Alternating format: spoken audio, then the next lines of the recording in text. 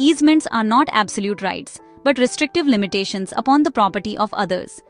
और V.D. कुलश्रेष्ठा के अनुसार, an easement restricts the right of full enjoyment by the servient owner without transferring ownership. अतः सुखाधिकार की प्रकृति नकारात्मक और निर्बंधात्मक है, जो स्वामित्व का अंश नहीं देती, बल्कि एक सीमित उपयोग का अधिकार प्रदान करती है। भारतीय संपत्ति विधि में सुखाधिकार एक महत्वपूर्ण अवधारणा है, जो एक व्यक्ति को दूसरे की संपत्ति पर सीमित अधिकार देती है। इसका उद्देश्य व्यक्तिगत सुविधा देना होता है, न कि संपत्ति का अधिकार प्रदान करना।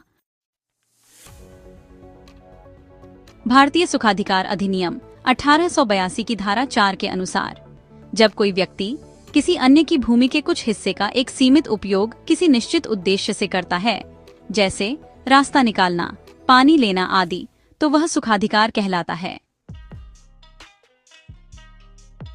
सुखाधिकार की निर्बंधात्मक प्रकृति की बात करें तो इसकी सबसे खास बात यह है कि यह अनुसेवी संपत्ति के मालिक के अधिकारों पर एक सीमा लगाता है, लेकिन उससे उसका स्वामित्व बिल्कुल नहीं छीनता।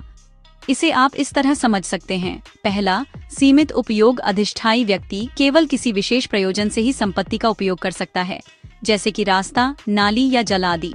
दूसरा, स्वामी के अधिकारों पर अंकुश अनुसेवी स्थल का स्वामी अपनी संपत्ति का उपयोग करने के लिए स्वतंत्र होता है, बस शर्त यह है कि वह सुखाधिकार का हनन न करे। तीसरा, नकारात्मक स्वभाव।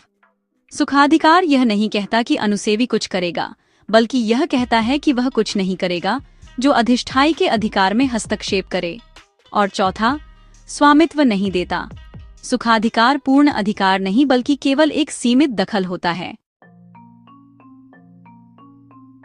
उदाहरण के तौर पर मान लीजिए कि ए को बी की जमीन से होकर गुजरने का अधिकार प्राप्त है। अब ऐसी स्थिति में बी यह रास्ता बंद नहीं कर सकता, हालांकि वह अन्य कोई भी कार्य कर सकता है, बशर्ते कि वह ए के अधिकार को प्रभावित न करे।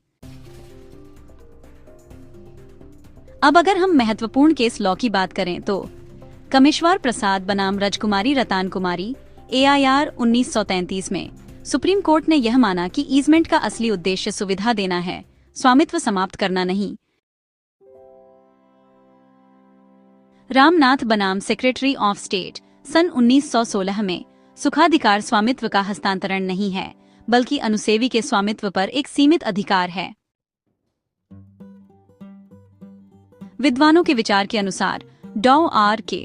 बांगिया कहते हैं, सुखाधिकार संपत्ति पर कानूनी भार या प्रतिबंध होते हैं जो किसी अन्य व्यक्ति को सीमित उपयोग या आनंद लेने की अनुमति देते हैं।